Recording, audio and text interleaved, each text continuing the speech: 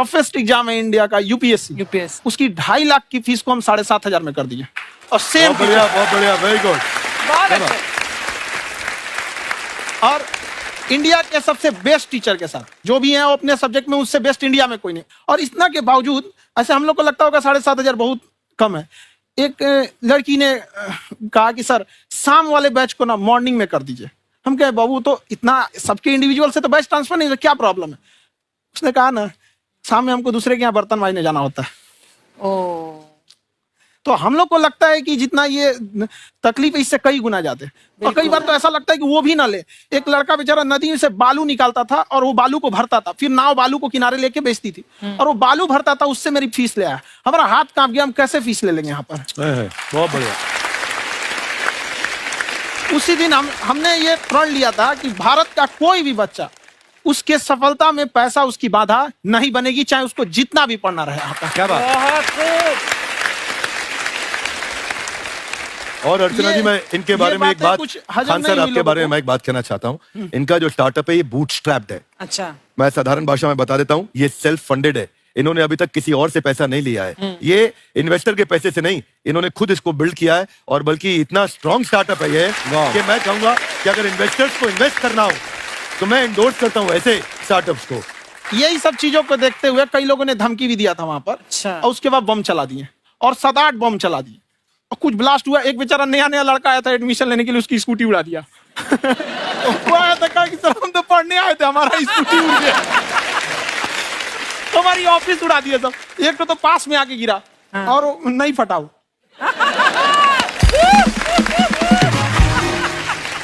बाद में बहुत सारे लोग धमकियां दिए, लेकिन कहते हैं ना सूरज कितना भी तेज चमक ले समंदर नहीं सुखा सकता है। वाह वाह वाह, क्या बात है। मैम एक्चुअली ये फीस कम करने का एक और रीजन है। 2.5 लाख 3 लाख की जो फीस में सब लोग पढ़ाई अफोर्ड नहीं कर पाते। इसलिए वो कुछ ही लोग अफोर्ड कर पाते, तो उनका मेंटल लेवल तो बहुत ऊपर चला जाता है। लेकिन एक पूरे देश का मेंटल लेवल थोड़ा सा स्टेबल नहीं हो पाता। तो जब फीस कम रहेगी तो हर वो लड़का तैयारी करने के लिए आगे आएगा जिसका सपना है देश के लिए कुछ करने का। सीटें लिमिटेड हैं, उन्हें को मिलेगी, लेकिन जिन्हें नहीं मिलेगी उसे मिलेगा देश का एक जिम्मेदार नागरिक। तो इस देश को बताओ क्या बात। हम लोग विश्व गुरु कहे जाते थे, क्यों? क्योंकि दुनिया से लोग हमारे यहाँ पढ़ने आए थे। चाइना से ह्वेनसांग आया, फायान आया, आज कोई नहीं आता है। हम लोग का उद्देश्य एक समय आएगा जो फिर आएंगे यहाँ पढ़ने के लिए। क्या बात है। पर आप देखो अर्चना जी, सबसे ज्यादा IPS IAS बिहार से निकलते हैं। आप देखो पढ़ाई लिखाई में पॉलिटिशियन बहुत बड़े बड़े निकले हैं। तो ऐसा नहीं है, हर ऑप्शन भी नहीं है वहाँ पे, इंडस्ट्री नहीं है, खेती करेगा तो कोई खास वो नहीं रहे, ऑप्शन भी नहीं है। सही बात है। बिहार की मिट्टी में एक चीज है, जिद तो बहुत जबरदस्त है। कुछ भी नहीं रहेगा तो सब कुछ पाने का उसको जिद रहेगा, करके भी दिखा देगा। कर देंगे हमें आपको। विवेक सर, आपके बारे में हमने सुना एक बार आप संन्यास लेने चले गए थे। कौन वापस लेके आया आपको? फिर कहाँ तक पहुंच गए थे आप? नहीं, मैं MBA की पढ़ाई के बाद मैं ये सोचा था कि अपना जीवन भगवान की सेवा में समर्पित कर दूं। अच्छा। बहुत साल मैं वृंदावन में रहा था और गुरुकुल में रहा था। अच्छा। और वहाँ सेवा करना, बहुत अच्छी शिक्षा मिली। मैं बोलता हूँ मेरी असली MBA वही थी, मोस्ट ब्यूटीफुल एसोसिएशन। और मैं वहाँ भगवत गीता पढ़ी, जहाँ मुझे गीता से लगाव हुआ। तो मेरे गुरुजी का आदेश था कि आप भगवत गीता को बिजनेस मैनेजमेंट के साथ जोड़ के देश दुनिया में बताओ। मेरे को लगा बड़ा मुश्किल काम है। मैंने बाद में देखा कि डॉक्टर स्टीफन कॉवी, जिनकी किताब है 7 habits of highly effective people, आप सबने पढ़ी होगी, उन्होंने बोला मैंने 7 हैबिट भगवत गीता से लिए। और हमारे देश के लोग ऐसे हैं जो मेरी किताब पढ़ते हैं, जो कि 3.5 मिलियन कॉपीज बिक चुकी हैं, और भारत में भगवत गीता नहीं पढ़ते। तो मुझे लगा कि मैं गीता विद मैनेजमेंट के ऊपर आकर के बातचीत करूं। मुझे लगा बहुत कठिन होगा, पर मेरे गुरुजी का आदेश था कि कठिनाई आपको तभी तक दिखेगी जब कठिनाई को देखोगे। तो एक छोटा उन्होंने मुझे बताया, पूछा कि इस कमरे में लाल रंग कितनी जगह है, देखो आप भी एक बार जरा देख के बताओ। तो 7-8 जगह लाल रंग दिख रहा है यहाँ पे आपको।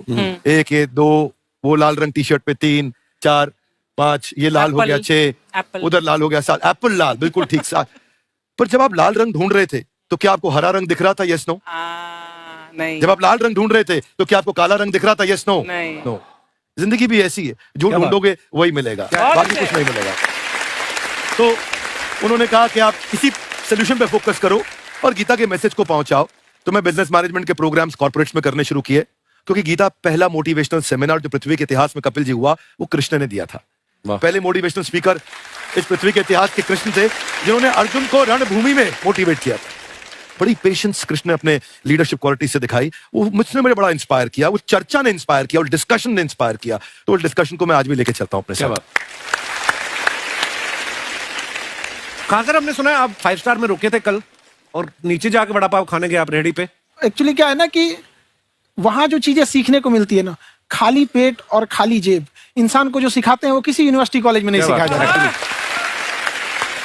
और गरीबी बड़ा बेशरम चीज होती है।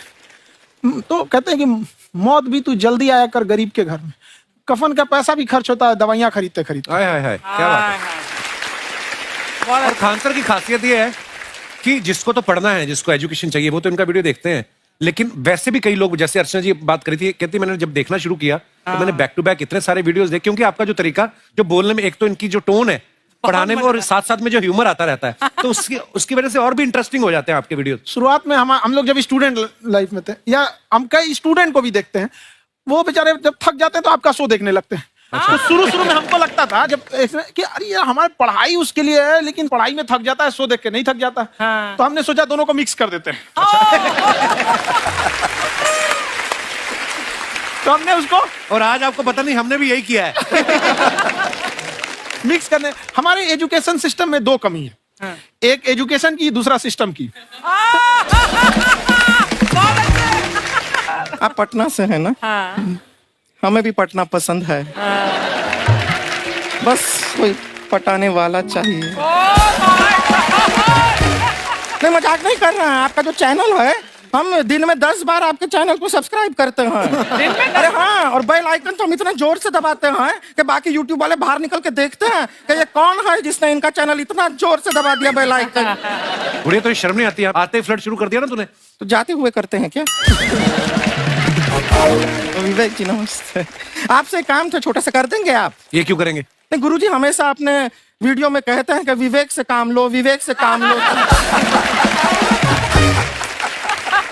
विवेक मतलब दिमाग से काम लो आप।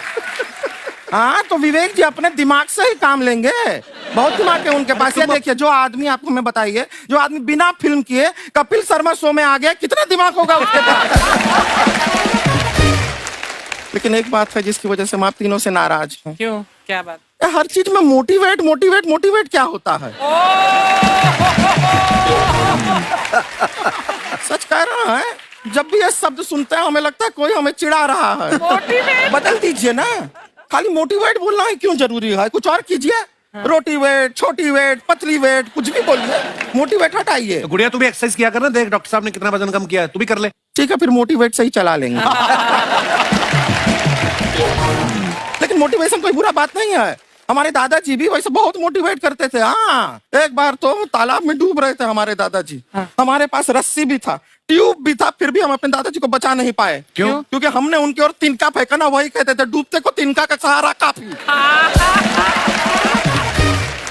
नहीं लगा सहारा, दादाजी बुड़बुड़ बुड़बुड़ बुड़बुड़। गुड़िया तू क्या करने आई इधर? अरे हाँ, हम क्या करने आए हैं, एक पूछना था सर। खान सर, ये जो हमारा एक चाचा का लड़का है, उसको क्या है, थोड़ा पढ़ाई में प्रॉब्लम हो रहा है, तो 12वीं का पढ़ाई आप उसको अच्छी तरह करवा के 12वीं पास करवा देंगे आप? करवा देंगे, वेरी गुड, बात कर लेते हैं। हाँ राम सरोवर, देखो हमारा बात हो गया है। ये 10वीं जो तुमसे नहीं दिया जा रहा है वो नहीं देना है।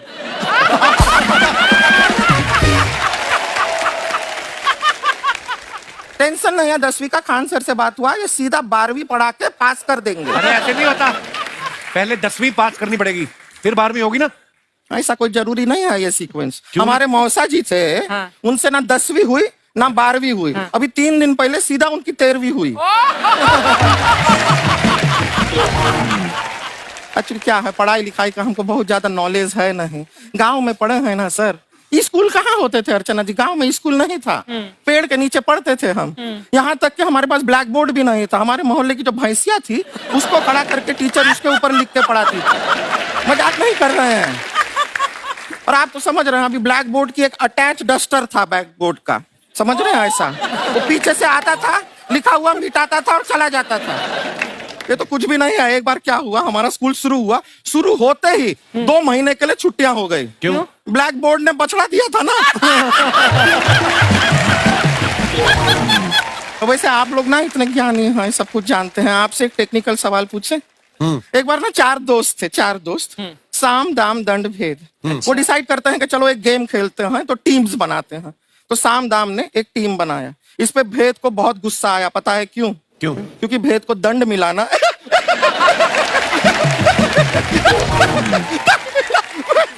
ये सिर्फ हंसती नहीं है सर, थोड़ा सा पेट्रोल पिला दो स्टार्ट भी हो जाती है। इतना है कि और भी बता दीजिए, जब हम बीमार होते हैं हम डॉक्टर के पास नहीं मैकेनिक के पास जाते हैं, और डिटेल दे दीजिए। ऐसा कुछ नहीं है सर, ये बोलते हैं खाली। लेकिन अभी एक रिक्वेस्ट था सर, हमारा एक भाई है, पुरुषोत्तम नाम है उसका, वो गांव से आया हुआ है।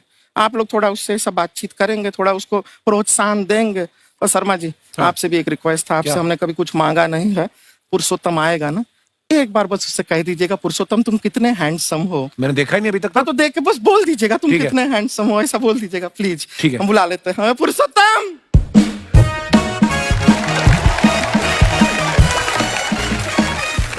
ये पुरुषोत्तम है। वाह, तेरा भाई बड़ा हैंडसम है। है तो हमारे खानदान में सब हैंडसम है, ज्यादा चापलूसी करने का जरूरत नहीं है। देखा हमारा यहाँ पे कितना चलता है। एक नंबर दीदी, एक नंबर। सब लोग हैं, नमस्ते कर दो। ये बड़ा अच्छा लड़का है, गांव में ना भैंस चराता है, इसको थोड़ा मोटिवेट कीजिए ना। नहीं तो मतलब भैंस चराते हैं तो मोटिवेट करके क्या होगा? शेर चराएगा बाद में। अरे शेर चराएगा तो शेर इसको चर नहीं जाएगा। नहीं ऐसे हम खाली कह रहे हैं, तुम्हारा चेहरा थोड़ा बकरी जैसा है ना, तो वैसे ये सब बड़े बड़े लोग हैं, इनको बताओ कहा क्या बनना चाहते हो जीवन में आगे? HR। अरे वाह, देखे कोई बड़ा कंपनी में ह्यूमन रिसोर्स का काम करेगा ये। अरे HR मतलब दीदी ऋतिक रोशन। टिनी टिन टिन टिनी टिन टिन। ना जूता पहनने का काम किया करो, जूता खाने का नहीं। काम किया है, कुछ बड़ा किया है लाइफ में? किया ना दीदी, एक बकरी के बच्चे को बड़ा किया है। तो क्या जिराफ बना दिया बकरी के बच्चे को? अरे कुछ अलग किया है। हाँ दीदी, अलग किया है। वही बकरी का बच्चा भैंस का दूध पीने जा रहा, तो हमने उसको अलग किया है। इससे नहीं होगा, मैं रहने दो, इधर आओ। ये देखो इतना बड़ा बड़ा लोग बैठा है, इनके सामने ऐसा बातें करोगे? इनसे मिलो, इनसे मिलो। विवेक जी तो कितना मार्केट के बारे में भी जानते हैं, मार्केट का कोई सवाल पूछो इनसे। सर परसों जो है मार्केट में हमारी साइकिल गायब हो गई, आपने देखा है क्या? हमारी साइकिल गायब हुई ना, हाँ। इसलिए दिमाग से पैदल हो तुम। पैदल समझते हो? हाँ। चलोगे? 20 कदम चलोगे? हाँ घूमो जरा, अभी 20 कदम चल के दिखाओ। निकलो।